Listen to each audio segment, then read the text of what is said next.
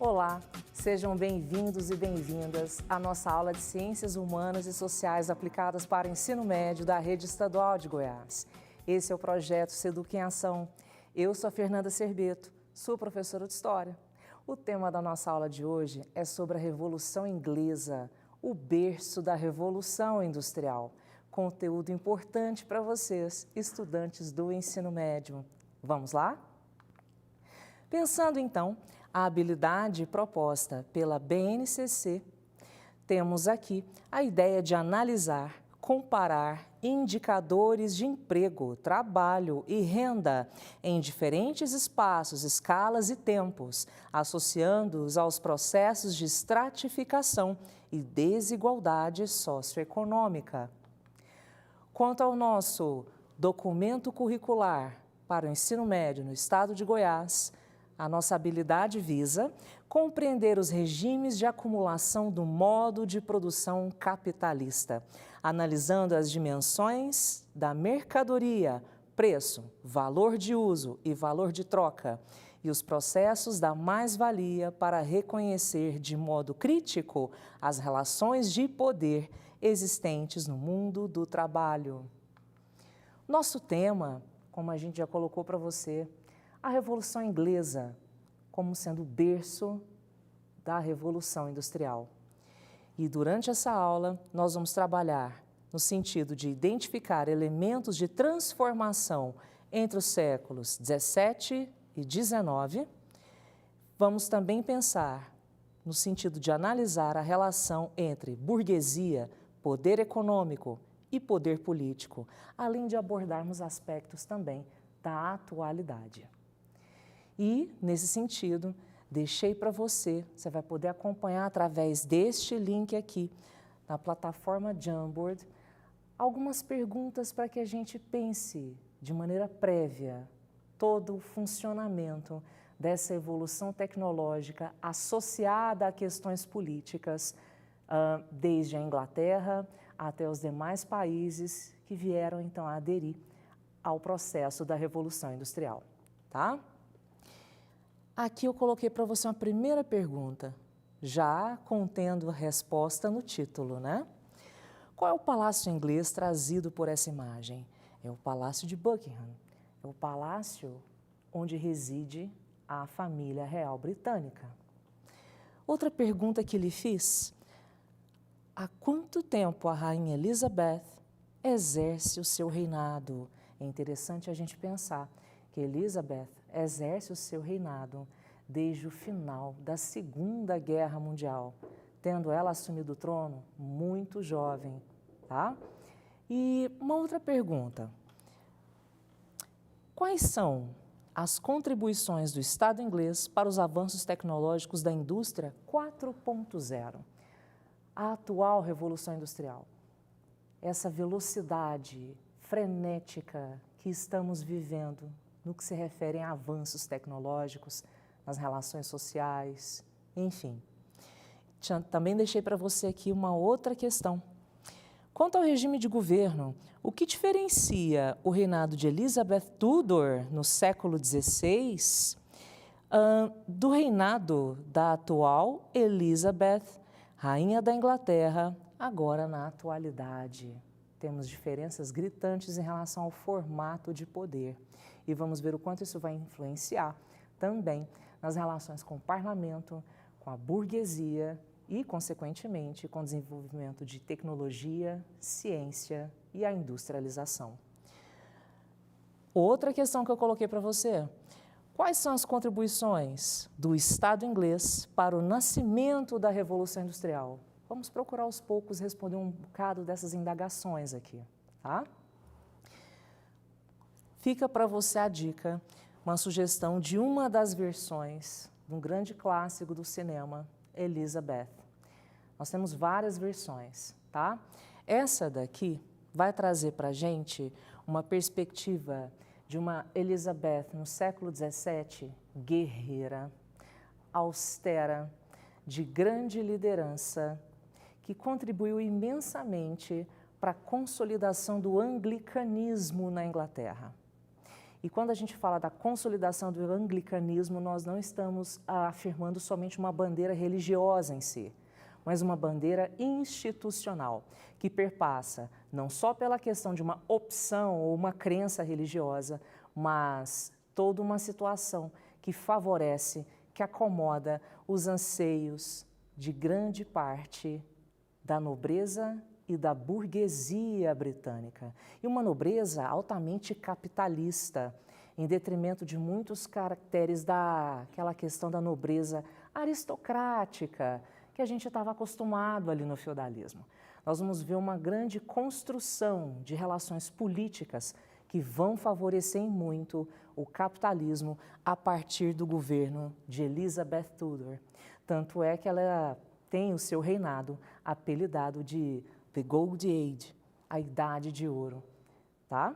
E nesse sentido, muitas contradições vão acabar levando à Revolução Inglesa, que vai vivenciar fases como a Revolução Puritana, mais tarde, a Revolução Gloriosa, tornando a figura do monarca ou a monarca britânicos uma figura de grande liderança política, no entanto, de pouca influência no governo, sendo, portanto, chefes de Estado, mas a grande sacada da governança nas mãos do parlamento.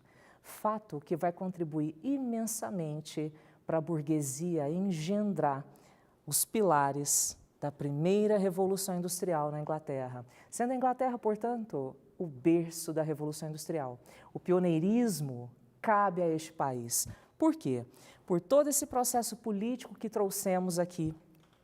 Temos ainda uma forte tendência de acumulação de capital, que já vem também da prosperidade do governo de Elizabeth, tanto no que se refere à exploração das colônias do sul, nas 13 colônias férteis, grandes produtoras de algodão, como de outras colônias espalhadas aí em regiões da África e da Ásia, tá?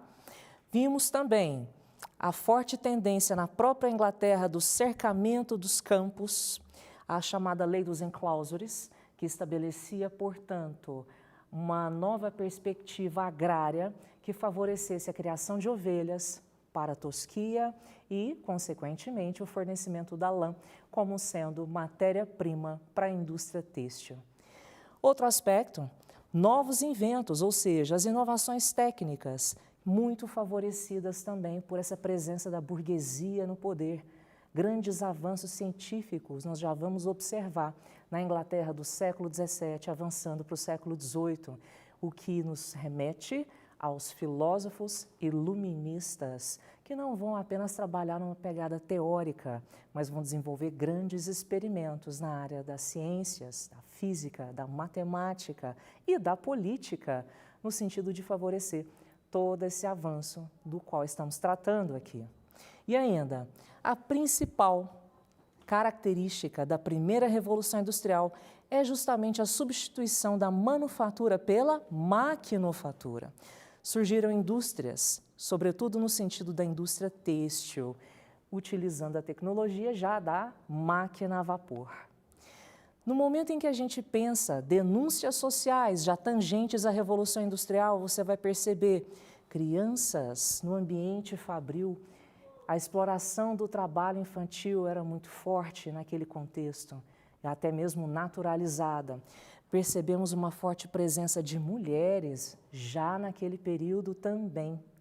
E na medida em que o século XIX avançou, nós vamos observar outros países aderindo à Revolução Industrial, outros países europeus, sobretudo com a unificação alemã, que está totalmente favorecida pela questão da industrialização. A França, do outro lado, Estados Unidos, e de um outro lado, o Japão. Grande desenvolvimento tecnológico e principalmente de indústrias no setor da metalurgia, da química, da questão da farmacêutica. É um período de grandes invenções e também da busca por territórios, o controle de mercados, não é mesmo? Dando origem ao que a gente vai chamar de imperialismo ou neocolonialismo, em que essas grandes potências industriais vão então demarcar seus territórios ao longo de todo o globo terrestre, massacrando populações, fazendo valer o sistema capitalista ao seu bel prazer, porém estressando grandes fronteiras que mais tarde poderiam levar a colapsos diplomáticos na Europa e, por que não, a Primeira Guerra Mundial, dando sequência até mesmo para pensar a Segunda Guerra. Na atualidade, nós então estamos falando aqui para você de robótica, estamos falando para você agora de informática, estamos falando para você da química fina, estamos falando para você da microeletrônica, estamos falando para você de biotecnologia, falamos hoje de toyotismo, falamos agora da internet que acabou de chegar para a gente, né? A internet, então, já pensando no 5G, mas tudo isso que vivenciamos agora, que os nossos pais vivenciaram e alguma geração anterior, é oriundo de todo esse processo da Revolução Industrial. Para você ter uma ideia, aqui eu trago para você um videozinho relativo ao game do Gran Turismo, que é uma imensa, ilustração, um grande troféu que a gente tem da indústria dos games, que acabam trazendo para nós de uma forma de entretenimento, uma maneira de aprender e pensar toda essa questão do avanço tecnológico, não é mesmo? Só que tudo isso, quando a gente pensa de gerações anteriores, que estamos vivenciando, e as tecnologias vindouras, tem toda uma relação, tem todo um nascedouro ali no processo inicial da Revolução Industrial e que teve todo o seu favorecimento pelas revoluções inglesas e que não vão ficar ali, eu coloquei para você. Isso vai se estender por outros países, tanto na Europa, quanto no Japão, quanto nos Estados Unidos, e vemos muitos avanços também hoje em regiões da Ásia, não é mesmo? E, para finalizar, como foi então que o Enem trouxe para a gente essa abordagem?